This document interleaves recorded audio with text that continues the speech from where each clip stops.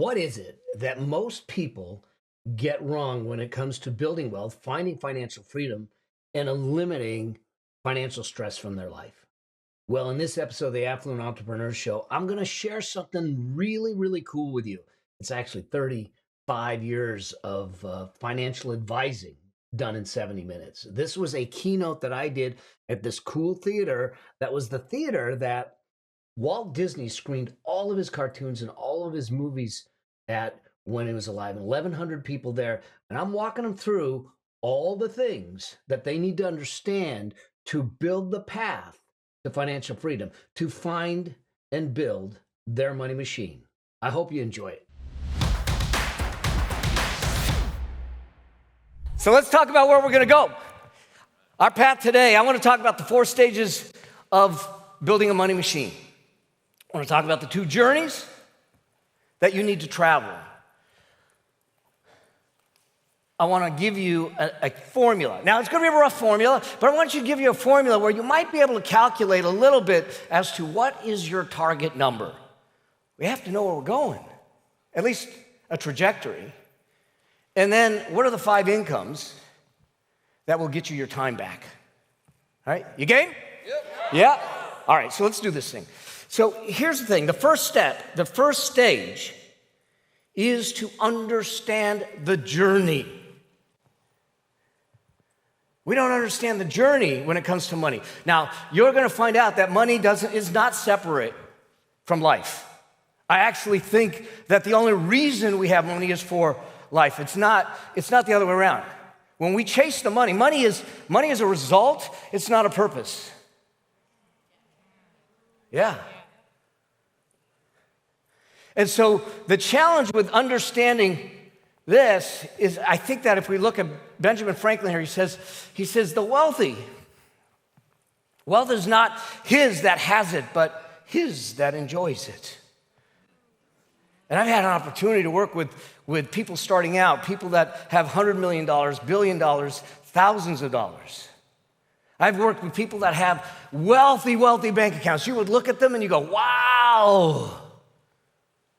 But they live bankrupt lives. But one of the challenges with money and getting us to get money right isn't in the wallet. It's in the head. It starts with the stories we tell ourselves. And the problem is that how many grew up in a household where they said, hey, it's impolite to talk about money? Yeah, I did too. Here's the thing. American Psychological Association said 72% of people say that they're stressed about money. 22% say they're extremely stressed about money.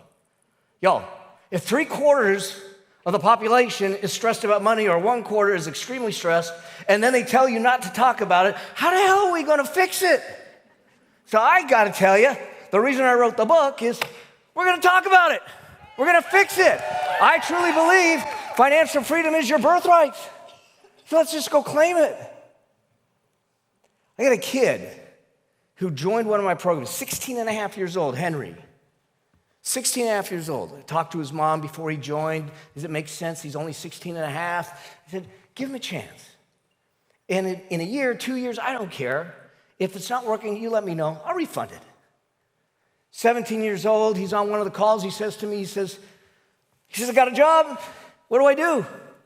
I said, really? I said, open a Roth IRA. Okay. 3 weeks ago, we're on a call. He says, I funded my Roth IRA, but I don't know what to invest in. What do I do? I said, okay. I said, you're 17? He says, well, I'm 18 now. Oh. I said, well, how much do you fund it with? I mean, he's 18. What could he do? $500? $1,000? What do he do, you know? He says, well, I fully funded 2023, and I already funded 2024. Hold on a second. Yeah, what? Fully funded $6,500 in 2023. 2024, fully funded, $7,000. I said, you're 18 years old, you put $13,500 away? He says, yeah. He says, it helps that I'm living at home. Okay. I said, let me do the math for you, man. I said, every dollar you put at 18 years old just invested in an S&P 500 fund will turn into $107 by the time you're ready to retire. 107 times. I said, you don't have to do anything and you'll be worth $1.3 million. I said, you're already a millionaire. We just got to avoid stupid. And if we keep putting money away, then what? Yeah. But that's the thing. But I said, I look at it and I go, this is why we do things, and yet he doesn't have the stories that hold us back. One of the first stories in my book is the first time I saw my dad cry. Now, my dad came here from a country at 17 years old with nothing. So to me, he was this tower of power, and I'm 5 years old, and I see him in tears talking to my mom, arguing about something, but I don't get it. I know it has to do with money, but I don't understand it. And all of a sudden I hear him say, I just feel like I'm letting down the people I love the most. And this 5-year-old kid took that in and said, wow, if I don't make money, I want to disappoint the people I love. And this is how we get our stories. This is how we get our limitations. This is how all of a sudden you sit back and say, why is it that I think that money's dirty, or I have a limit, or I can't ever be that way because I'm from a different side of the tracks, or I'm from a different country, or from a different place. I didn't come up with money. I'm a son of an immigrant. The problem is this: I carried that with me. I carried it with me to a point where I was, as an adult, I'm sitting back, I'm an entrepreneur. I end up at, in 1996, I know I'm dating myself here, a single full-time dad. I'm taking care of my son, Jeremy. And I'm trying to build a business, so I'm on the treadmill, I'm working, I'm running, I'm doing all the things, and the cash is coming in, and everything's going well. And then Jeremy comes running in and says, Daddy, I drew a picture of you at school today. So I kneel down, I grab the picture, and there I am, blue felt tip pen, a lot more hair, standing in front of 2 computer screens, and a phone in each ear, and one on the desk ringing. My son put a mirror to my soul. And here I was, walking the path from something I took from my dad at 5 years old, saying I have to make money, otherwise I'm disappointing the people I love. But now I'm making money, and I'm still disappointing the people I love. And that's what gave birth to this whole idea of how do we do this? How do we do life? How do we make it work? How do we do it where it isn't an either or, but it is an and? That's where I want us to look at it from, okay? Now, there are going to be some things that get in our head that hold us back, and I want to break some of these myths. I want us to really start to talk about it, and that is this. The first myth is this: money stuff is complicated. Y'all, I'm going to show you the 4 things that you need to control to build wealth. 4 things, and that's it. Okay?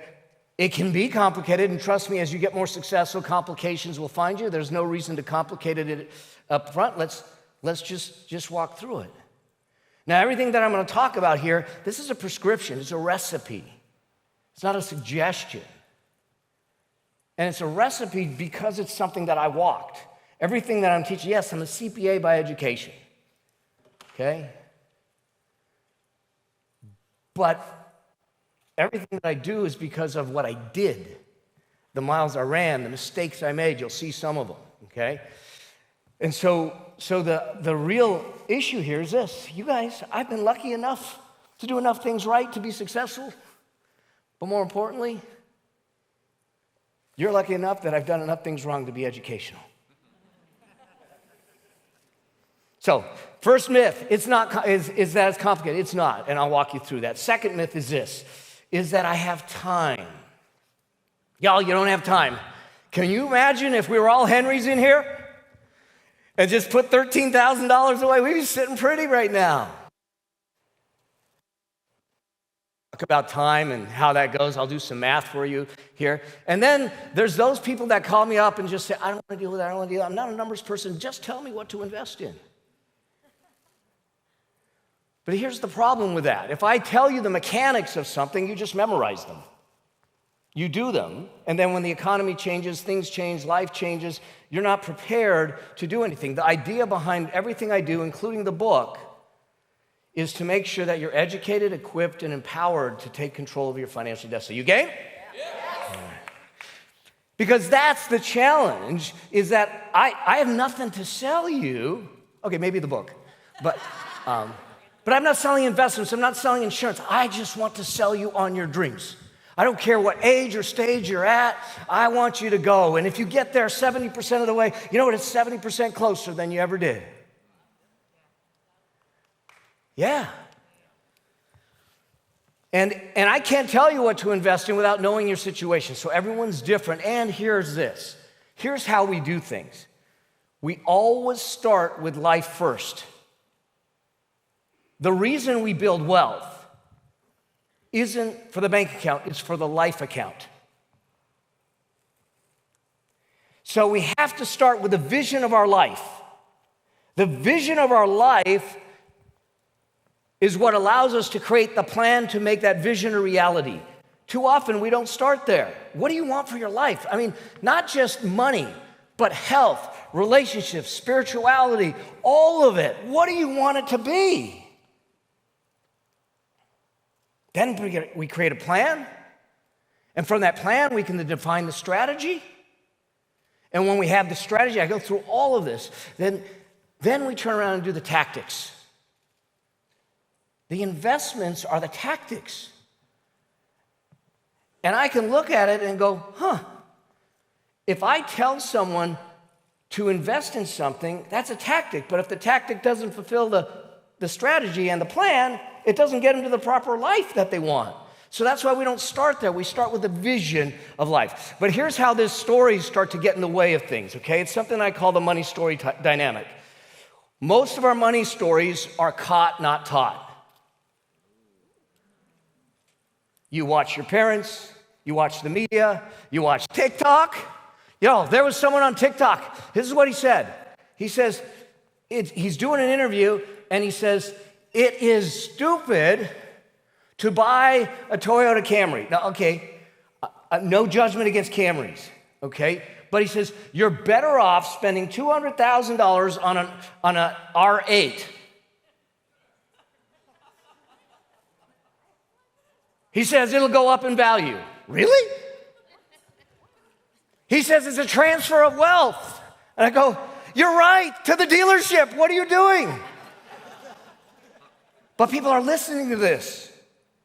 So we listen to it, we hear it, and what we do is that once we observe it,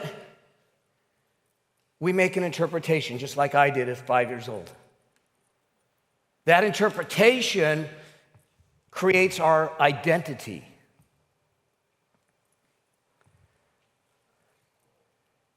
And that identity then defines our behaviors.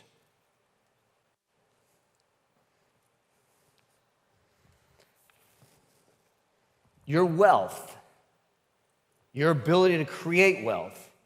Here's the thing. No one in here has money issues. No one in here has money problems. What you might have, what you all have, is money symptoms. They're symptoms of the decisions, the choices, and the behaviors of the past. Y'all can't see this? Well, let's fix that for y'all.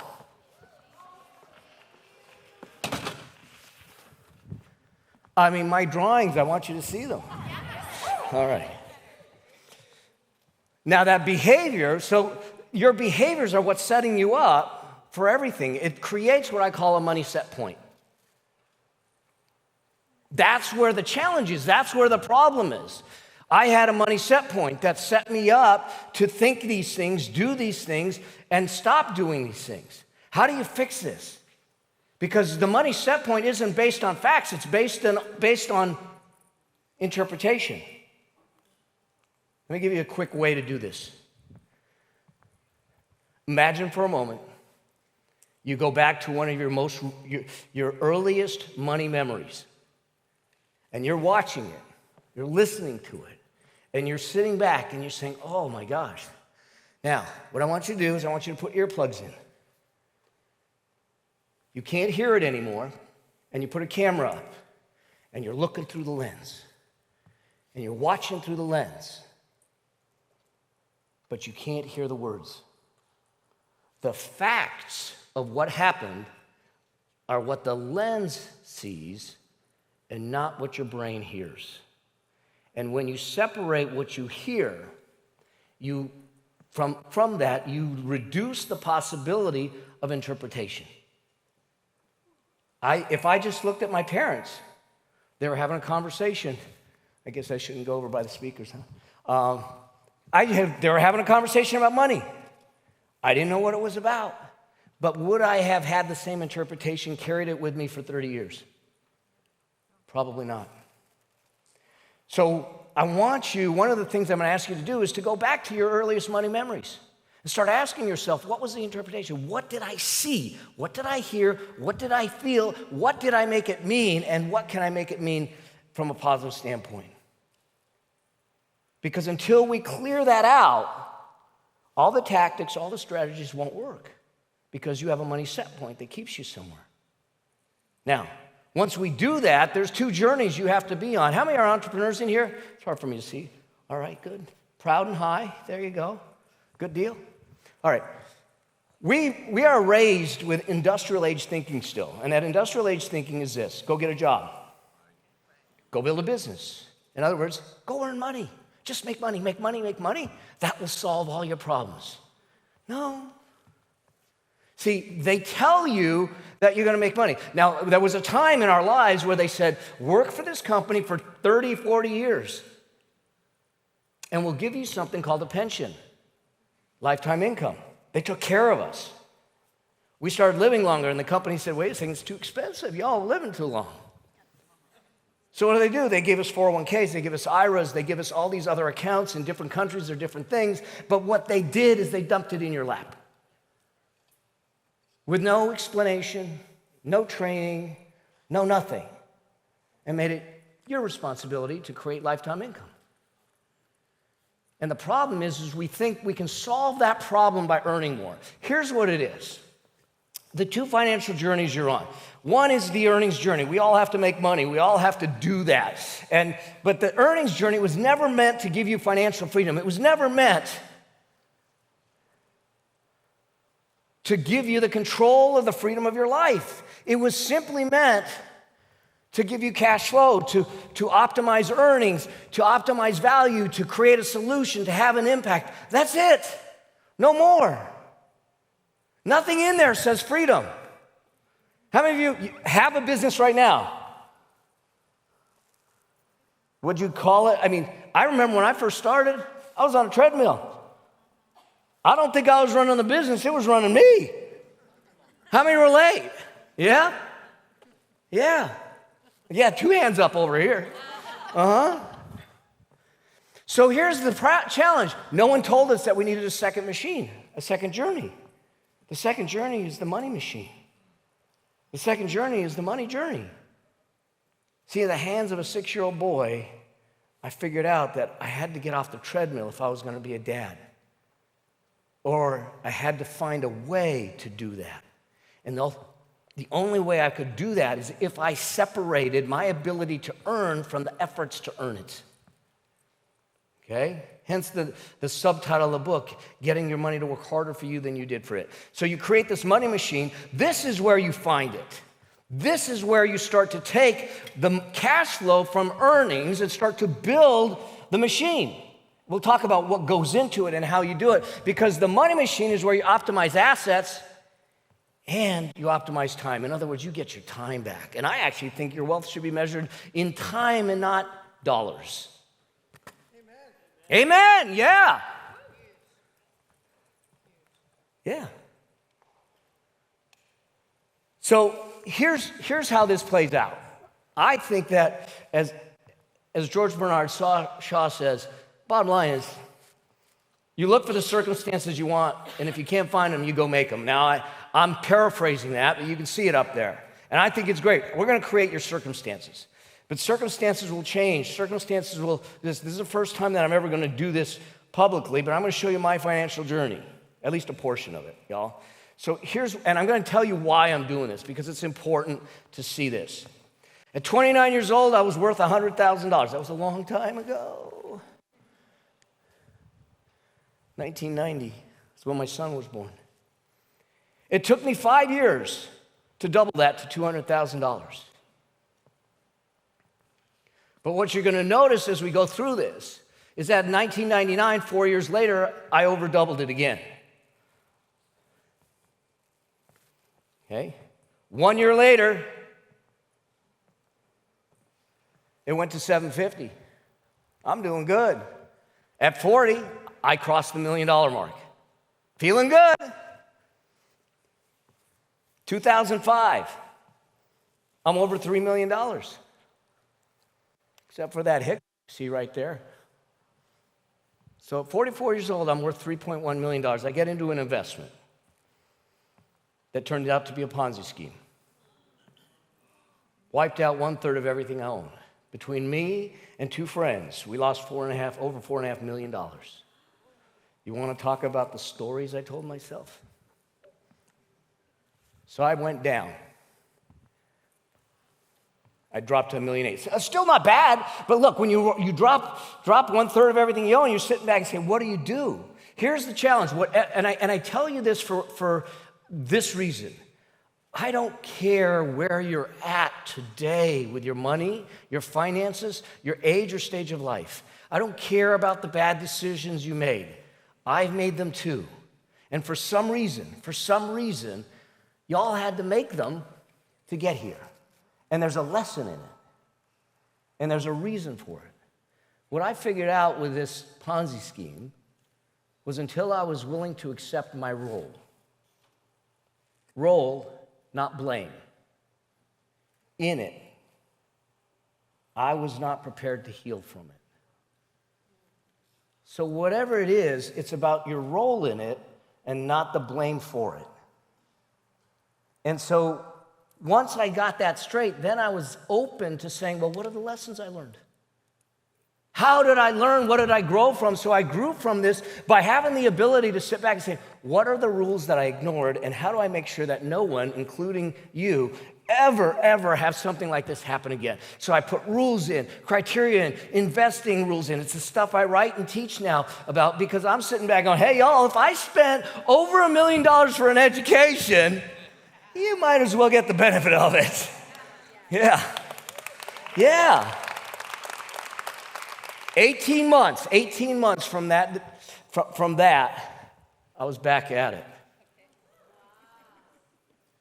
And now 15 years later, we've just kept on going. Now, it doesn't mean that I haven't made bad decisions, but here's what I want you to take from this. One, mistakes happen. Forget the blame, take the roles, get the awareness, take the lessons, let's move on. And we start from wherever you're at. Two, if you look at what's happening here, look at the time compression.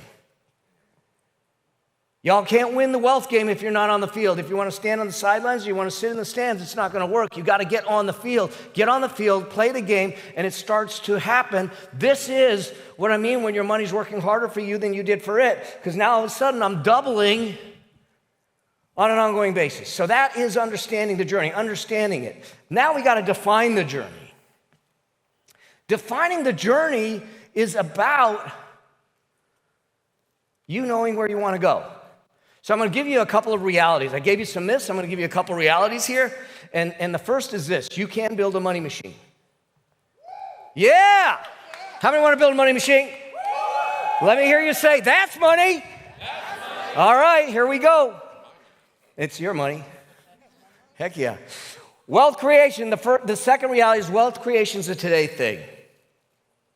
There's something that I call the wealth creation curve. The challenge is this, is that there's a place on this wealth creation curve that we all have to live for a period of time, and that's the wealth flat line. That's where you first start out. You're going to listen to someone like Mel Abraham tell you to get in the game, get in the game, get in the game. Put money away, put money away. You're going to say, yeah, I'm putting money away. I do it year after year after year. And after 6 years, you're looking at it and he goes, man, I'm $67 higher. This guy's an idiot. He doesn't know what he's talking about. Here's what it is. At the beginning of the game, you have a spring. You're compressing it, you're compressing it, you're compressing it. And when you hit the tipping point, that spring unloads. And when it unloads, you hit the acceleration zone. That's where you need to get. Now, the challenge is this. There's 4 things that will drive your wealth right now. And these are the 4 things I want you to understand and I want you to carry with you. And the first is this. We think that the first one is the only thing we need to manage, and I said it already, and that is this. Income. Income. Y'all, the bigger your shovel, the easier it is. I get it, but a big shovel doesn't give you freedom. A big shovel doesn't give you wealth. A big shovel isn't going to give you the money machine. If you think that's the case, let's talk about Michael Tyson. Although he's fighting again, let's see what happens. I would not get in the ring with that boy. He is. If you watch him training right now, he's an animal. Yeah. Michael Tyson, Burt Reynolds, Nicolas Cage, I can name all of them that have made hundreds and hundreds of millions of dollars and they ended up broke. Some of them still are. So if it's not the income that is the critical factor, what is? This is the savings rate. This is the most important thing to driving your wealth. How much of the income are you putting to work for you? How much of the income are you putting to work for you?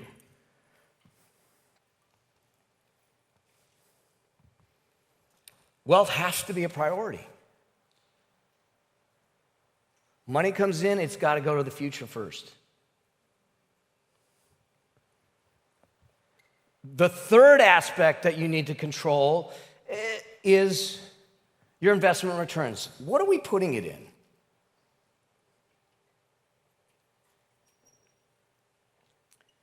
And we can talk another time about the kinds of investments I'd put you in. Here's what I believe you need to do is you need to start with safety first, growth second. If you're trying to hit a home run every single time, guess what? You're going to strike out more often than not. So I want safety first, growth second. So we're going to get a foundation, we're going to get critical mass, and you're going to grow from there. And everyone's different. If you're 22, you're going to do something different than 62. Yeah. Oh, to be 22 again and have the knowledge we have today, huh? Yeah, wow. No, that might be scary too, so. And then the last one is this, time. Y'all, time. Hey, here's what we can control with time. Now. That's it. Whatever happened in the past. Here, people go, Mel, is it a good time to invest? I go, did you invest yesterday? They go, no. I said, then it's a good time. Did you invest a month ago? No. I said, then it's a good time.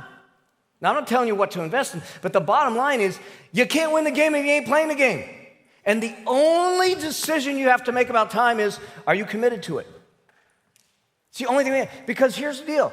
Can't do anything about the past. You can wish that you were Henry and started at 18, but you're not, we can't. If you can figure out how to go back, let me know. I wouldn't take Sherry Gill to the prom again, though. Sorry. My wife is like, things just come out of your mouth. I go, see, at my age, it's like if I don't let it out, it's just, yeah, you just gotta, so I said, and then you deal with the aftermath. Usually it's her face, and I go, oh, that one's over the line. Oof. House chores, here I go. If you're worried about the future, then you're gonna be frozen in anxiety. So let's just live today and make the decision today. How many are willing to make the decision to get in the game today? Yeah. I don't care how much you get in the game with. I just care that you're in the game. Because remember, it's a behavior. Because here's the other thing, the reality, is that little money makes bigger money. Little money makes bigger money. Here's how I want you to live your life. It's called the wealth priority pathway. I want you to live your life this way because too often people live their life this way. I'm going to earn money. I'm going to spend money. I'm going to have my lifestyle, and I'm going to see what's left, and I'm going to invest it. And it's hard today. You've got the internet. I bought $300 worth of shirts from Instagram. I don't even know if they fit. I got a $900 coffee maker that my wife's going, what? I go, she says, where'd you get it? I go, Instagram. But I can order her a coffee from my phone from here. It's kind of cool. Honey, I made you a coffee. Do I get points? But here's the thing. Spend money, invest money. What are you doing? You're building. So spending money is today, present. Invest money is your future. You're building your future on your scraps. I want a better future than that. Here's what we need to do, and this is what the wealthy people do. They say, I'll make the money, and I'm going to flip it. I'm going to make investing the priority, and then I'll create my present on what's left. Now, you might look at me, yeah! Now, you might look at me and say, wait a second, if I did that, I couldn't afford my life. That's all right. Then we go back to the beginning and say, how do we get a bigger shovel? Make more money. Yeah. Instead of saying, then I can't, how about saying, how can I? What do I need to do? What do I need to be to make that happen? And then this one's a big one, okay? Especially now, because there's a lot of uncertainty in the world, especially with what's going on in the economy. And then we have this thing, the carnival that's coming up in November. I mean, it's the election.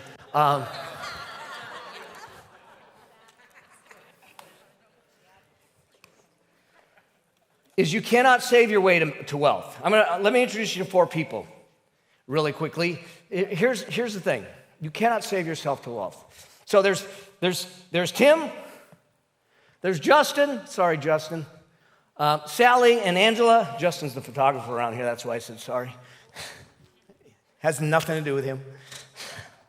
All right, so Tom and Justin are going to invest they're all going to invest $5,000 a year, just different time frames, okay? So Tom is investing $5,000 from age 25 to 35. So 10 years, 11 years, so he invests $55,000. And Justin's going to invest the exact same amount, but he's going to wait a decade. He's going to start at age 35. You got Sally that's going to go from 35 to 65, so she's going to invest 30 years. And then you got teacher's pet Angela. She's going to do it the whole time. So what do they invest? $55,000, $55,000, $150,000, $200,000. That's it. Let's look at what they end up with at age 65, okay? Age 65, Tom ends up with $900,000. Yeah, Tom, go Tom. Now watch this. Justin, he invested the same amount. He just waited a decade. What do you think he's got? $400,000. Not even 50%. He did the same thing.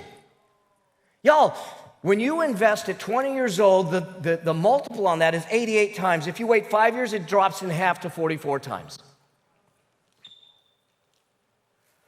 Sally, she invested longer than Justin, but started the same time as Justin. Guess what? She still didn't reach. Then teacher's pet. Look at her, $1.5 million. Now here's this. Let me introduce you to one other person. This is Saul. Saul's one of those guys that's scared of his shadow. He doesn't want to take any risks. So what does he do? He invests at 2%. He invests the same $200,000 as Angela did. At $200,000 at 2%, he ends up with a mere $300,000. You cannot save your way to wealth. You have to get in the game. You have to get in the game. All right, you ready to do some math? All right, are you ready to figure out your kind of a target number? Because we want to define it. All right, this is the ballpark. We're doing math, people. You should be excited. Yeah. You don't know how much that warms an accountant's heart. All right. So, This is a formula that you can use. You want to be more precise, and you will get more precise. But right now, anyone know what their financial freedom number is?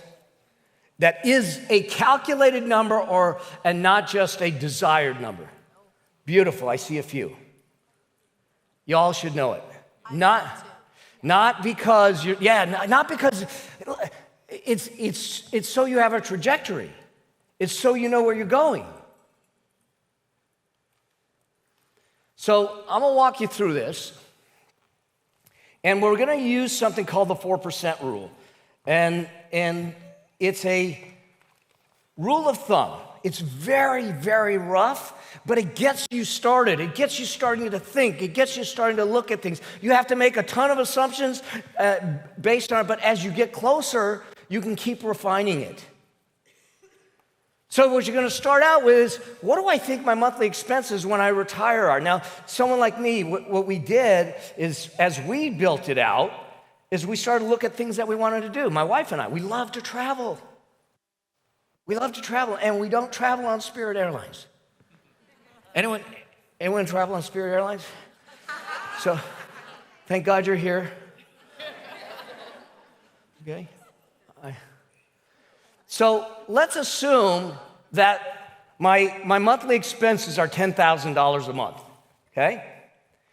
You're going to calculate it. Just write the formula down. You can work on it because that's one of your homework assignments. Multiply it by 12 so you know how much you need for 12 months. Now, you're going to estimate it down the road because you can look at today, and then this number will be what you need to support your lifestyle today. But if your lifestyle today isn't what you want, then we got to ratchet it up. Everyone follow that? So now I'm going to have you multiply it by 25. What's the magic of 25? It's the inverse of 4%. And I'll show you why this proves out for a moment, okay? So all you can do is 120, if it's 120,000 times 25, my ballpark number is $3 million. That tells me that I need $3 million. And if I have $3 million, here's where the 4% comes in, and I take 4% off of it, I'll do the math for you, that's 120,000 a year. So I'm able to support that. Now, do I want to cut it that close? No, plus there's all kinds of assumptions like taxes and all that stuff. But I just want you to start to understand the mathematics about your future. Does that make sense? Y'all with me? Because sometimes you do math and it's like, oh. But I want to do one more thing here. You might have already saved some money. You might already have part of a nest egg. So if you have a nest egg, let's say of $300,000, then you reduce it by that. In this case, it would be 2.7. All this does is tell you what horizon to look at. But right now, based on what the hands were in the room, there's only 2 or 3 people that know what horizon they're looking at. But I want you to have that in mind, not for the number, but for the lifestyle. Yeah. Because we started with lifestyle. And that's how we start to calculate this. I go in more and more detail of this in the book where we start to really break it down one number at a time. But to start for an audience at the beginning, just do this. And at least you're looking at it. Now, here's the other thing. There's this tendency to look at it and go, oh, I need like $7 million and I got Zippo. I'm never going to get there. Here's why we think we'll never get there. We think that our wealth grows linearly. Remember the wealth creation curve? It doesn't grow linearly. It grows exponentially. And you will get there if we just get in the game. All right? So this gives you the ability to at least define the target at the start. Now we sit back and say, okay, now I have to create the journey. So what did I do? We understood the journey. We defined the journey. We're going to create the journey. Here's what I want to hit on is now I want to talk through the 5 levels of income, and 3 of them are the ones that will give you your time back. Your most important purchase you will ever make The most important purchase you will ever make in your lifetime is your freedom. Yeah. Yeah, you can applaud that. Hell yeah. It ain't the coffee maker, Mel. And you got to look at it as every dollar you put away is a freedom dollar. It buys you time back. But here's the challenge. We go through the earnings journey, and here's how we start. And this is the 5 incomes. At the very beginning, we start with what we call active income. Now, I do not believe, how many have heard of the term passive income? Yeah, it's a myth. There's no such thing as passive income. And I get what they're trying to get at. But here's the challenge. You all have a relationship with your income. You have a relationship with your money. You have a relationship with your wealth. How many are married in here or in intimate relationships? Let me just ask you something. If you were passive about that relationship, how long do you think it would last? Yeah, see, my wife and I, we're hitting 13 years the day after the book comes out. Yes. Yeah. But if I was passive about it, we would have never gotten past the year. Well, we almost didn't get past that first year. I was a bullheaded, stubborn kid, but I wasn't a kid because I was 50. My family didn't think that I was getting married, so they looked at me and said, she's got the guest list, you have a witness list, because we don't believe it. Active income is a one-on-one relationship between your earnings and your income. It's where we all start, jobs, solopreneur, that kind of thing. Problem is, a lot of times we stay there. It's what I was doing when Jeremy drew the picture of me. There's nothing wrong with it, but we got to understand that it doesn't give us the freedom, because what I want you to do is not look at passive income, but leveraged income. Leverage meaning that it takes less of your effort to generate it. And I want more leveraged income than anything else. The second level, once we figure this thing out and say, God, I got to get off this treadmill. I want to take more than 2 weeks off. I can't take a day off. They're calling me, all that stuff. So what do? You create a business and you say, I'm going to hire some people, or I'm going to create a team, or I'm going to get people to mow the lawn and do the things, and I get my time back. See, we start to spend our time to make money, and then over time, we start to sit back and say, wait a second, I'm going to use my money to buy my time back. But the best thing is to use your money to get more money. Now, most of us live in these two zones. I make the majority of my income in these two zones when I'm working. Okay? The next 3 is where your money machine's built. The next level up is residual income. Create it once, get paid over and over again. Residual income. Downlines in network marketing or direct sales, licensing deals, royalty deals. Create it once, get paid over and over again. Yeah, absolutely. Actually, that's asset-based. Well, so we'll talk about asset-based really, really quickly. So asset-based is buying equipment or real estate. Less time, but still time involved. I don't have a lot of real estate, truth told. I have some real estate, but I don't want to get the call at 11 o'clock at night saying the toilet's clogged. So as a matter of lifestyle, we own real estate through syndications and other things, but we have that. The key is that it takes you out of the game. Then you have the residual income, okay? Then you have the residual income. And then the last level is this, portfolio income. Stocks, bonds, ETFs, annuities, those kinds of things. Yeah. The most leveraged is going to be this. Now, is it passive? No. Do I check it? Yes. Do I have meetings about it? Yes. Do I analyze it? Yes. You're going to need to do the same. If you're not checking the pulse on the patient's going to die. Complacency is the first step to crisis. If you don't think so, what happened to Blockbuster Video? Complacency is the first step of crisis, especially when it comes to your money. So here's the reason that this is important. Now, here's how I want you to do this. You must, hear me out on this, you must get one income stream first. running well before you try to multiply it, because now all of a sudden you're diluting your efforts, you're diluting your resources, you're diluting your focus, and it won't work.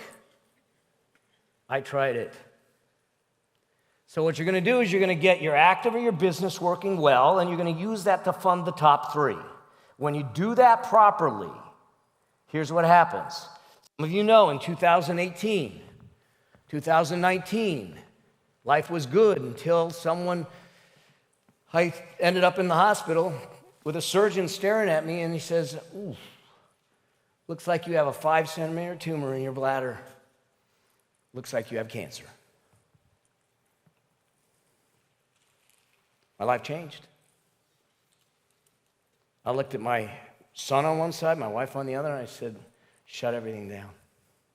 Shut everything down. So the business and the active income, we shut down to close to zero. Because I said, I gotta fight. I gotta beat this thing. And I called my wealth team up and I said, turn on the machine. Because I had enough in the machine to generate cash flow to pay for our living. And all I said is that instead of continuing to build the machine, just send it to us. Let us live. So now all of a sudden, 100% of our living is from the top three.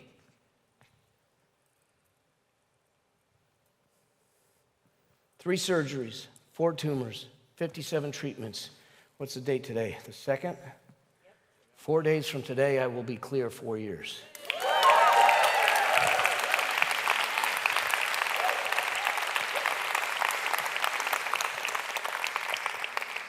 Thing is that I wasn't scared of the cancer, but I was pained by the thought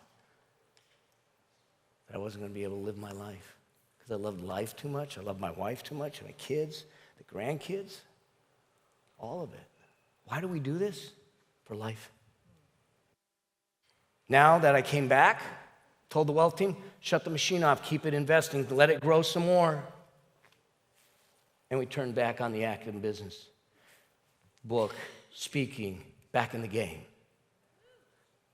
When you do this right, you have a life that you get to live instead of have to live.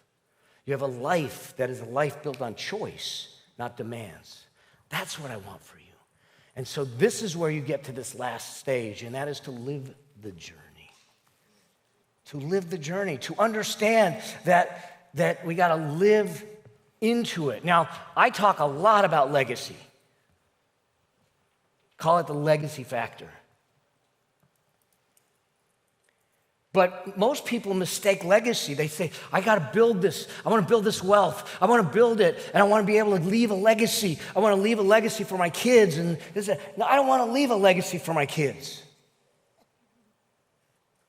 I want to leave a legacy in my kids. And the way that's done is not what I leave, but how I live. And this is why I think we need to look at it this way, is that we get a chance and we say, how do I do this? Because here's the other side of it. When you look at your life, our earnings, that earnings machine, there's just the seeds for us. The challenge is we were trained early on to eat the seeds. To build the money machine, we need to take a piece of those seeds and we need to plant a crop. We plant the crop, and now you can eat a portion of the crop. The crop regrows and will continue to grow and continue to grow to take care of the people you love, the missions you want, the things that matter to you.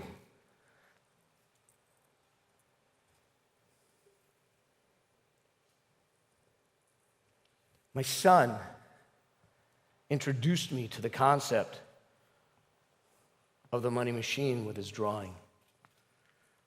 Cancer showed me the importance of it.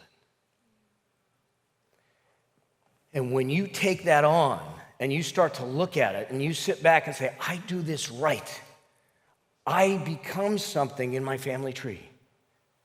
I get a chance to do this right. I become that financial inflection point for all the generations that go beyond me. Amen. That's the biggest gift for me. Now, I'm going to tell you something here, and I put it in the book too. You never, ever, ever transfer assets without transferring skill sets first. My son Jeremy, if he didn't earn the right to get the machine, it would go to charity. Adam, send him this clip, please. No. He's doing just fine. They're 30, he's 34, she's 30, 3 homes, multi-million-dollar net worth. The brainwashing started at 10 years old. But here's the thing. You have a responsibility. And that responsibility is something that was gifted to you at birth. We were all brought here with a unique gift.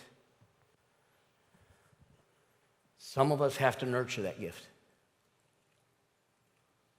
Some of us already have it. It's naturally, it's innate. I mean, you look at, she was hard, but Ashley and that voice is just like golden.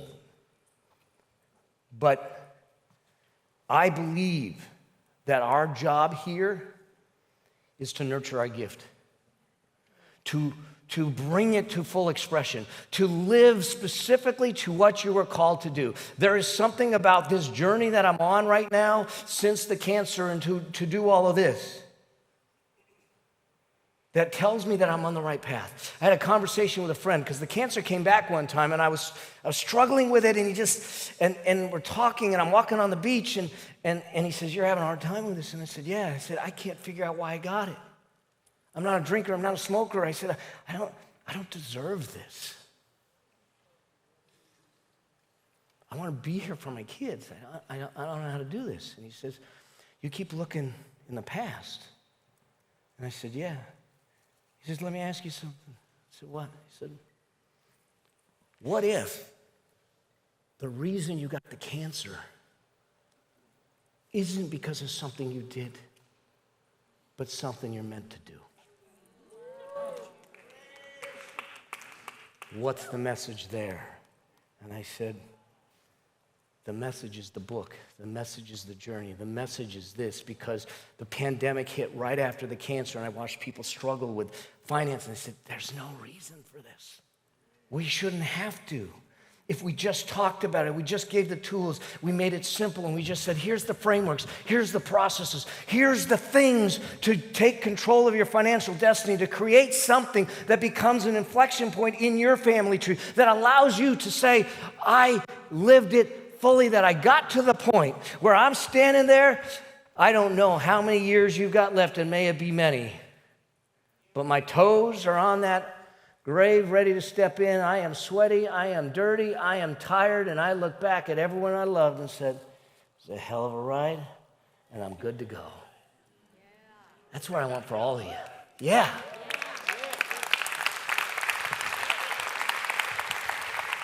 So with that, let me give you some steps to do, okay? I have so much more I could share with you. I could do this for days, but let me give you some steps to really bring this home. One, I want you to figure out the money story. So I want you to get a journal. I want you to get a page. I want you to get some quiet space, get some quiet music, probably not AC/DC or something like that.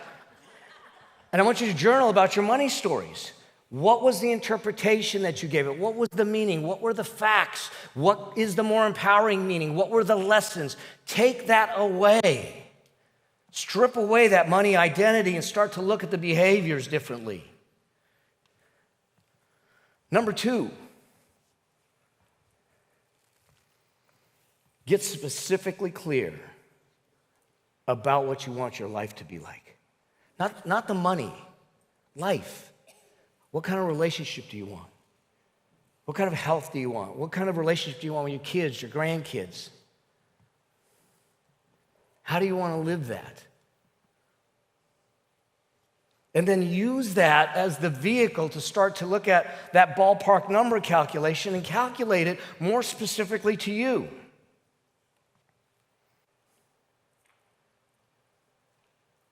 That becomes your trajectory. That becomes your North Star. Because now you can ask yourself the question when you see it on Instagram and say, coffee maker, does that move me closer to my vision? And you could rationalize it and say, caffeine, I'll get there faster.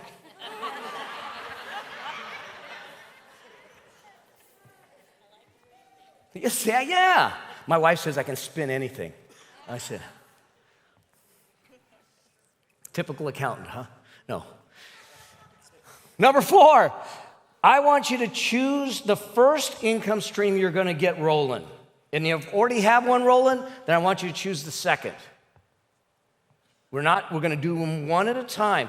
And the second one, what I'd like you to do is sit back and say, if I can do it in the top 3, asset, residual, or portfolio, that's even better. And we can talk about how do you invest and all that stuff later. But I just want you to start thinking about these concepts and introducing them to you so we can then have deeper conversations. And then number 5. See, I can count. I'm an accountant. Shoot. Is this. I need you on the field. No more in the stands. No more on the sidelines, on the field. So, whatever business you're in, whatever work you do, I want you to take that first sale of the week, that first sale of the month, that first sale of something, and I want you to put it in a high-yield savings account. I need you exercising the muscle. Just exercise it. Don't think about it. Here's the problem. The only way you're going to build the wealth and have that financial freedom is if you do the thing. Thinking about doing the thing isn't doing the thing. Planning to do the thing isn't doing the thing. Talking to someone about doing the thing isn't doing the thing. The only thing that's doing the thing is doing the thing. Yeah. So let's do the thing. Even if it's $5, even if it's $10, whatever it is, it will grow in time because now that muscle memory starts to get there. I got to get you in the game. And in the end, there's this. You've been given 3 gifts in our lifetime. The first gift is the gift of time. It's the most precious gift. The question is, how are you going to spend it? How are you going to invest it? What are you going to do with it to live that rich life that you deserve? One that's experienced, one that becomes an inflection point to change people's lives. The second gift is the gift of talents. Remember I said you were put here with some gifts. You want to nurture that because here's what happens. Those gifts aren't for you to take with you. Those gifts are for you to nurture, to grow, and to give back to the world before you leave this world. You're just borrowing the gift, and then you give it to someone else to take it the next little while. And the third gift is a gift of treasures. They're the people that you get to share life with. They're the people that you love. They're the people that bring richness to you because I promise you this, the things that make you rich will never be found in the bank account. They will be found in your life, in your heart, in your soul, with the way you live it. And with that, the last thing that I ask of you is that no matter what happens, no matter what age or stage, no matter what comes your way, to never, ever, ever stop dreaming. Thank you, and God bless.